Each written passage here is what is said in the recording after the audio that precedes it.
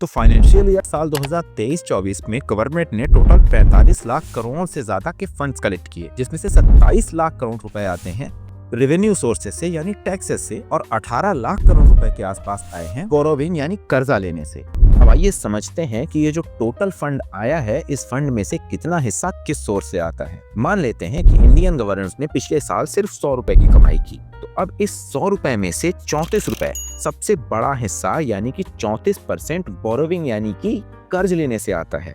ये कर्ज India market से भी ले सकता है, आरबीआई से भी ले सकता है या किसी विदेशी इंस्टीट्यूट से भी ले सकता है। 17 रुपए आते हैं जीएसटी से, 15 रुपए इनकम टैक्स से और 15 रुपए के आसपास ही आपको कॉर्पोरेट टैक्स से देखने को मिल जाएंगे। यूनियन एक्साइज ड्यूटीज से आते हैं 7 रुपए।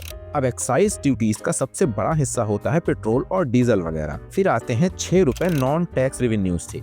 ये वो रेवेन्यू होता है जो गवर्नमेंट अपनी सर्विसेज प्रोवाइड करके जनरेट करती है, जिसमें बीएचईएल जैसे पीएसयूज और एसबीआई जैसे बैंक शामिल हैं। 4 रुपए आते हैं कस्टम ड्यूटीज से, यानी कि बाहर के देशों से जो सामान इंडिया में आया है उन पर लगाए गए टैक्स से। और 2 रुपए आते हैं डिविडेंड से। अब डिविडेंड वो इनकम है जो गवर्नमेंट अपने एसेट्स को बेचकर जनरेट करती है, जैसे एयर इंडिया या एलआईसी। अब ये डेटा हर साल थोड़ा बहुत बदल जाया करता है, लेकिन लगभग इसी के आसपास रहता है।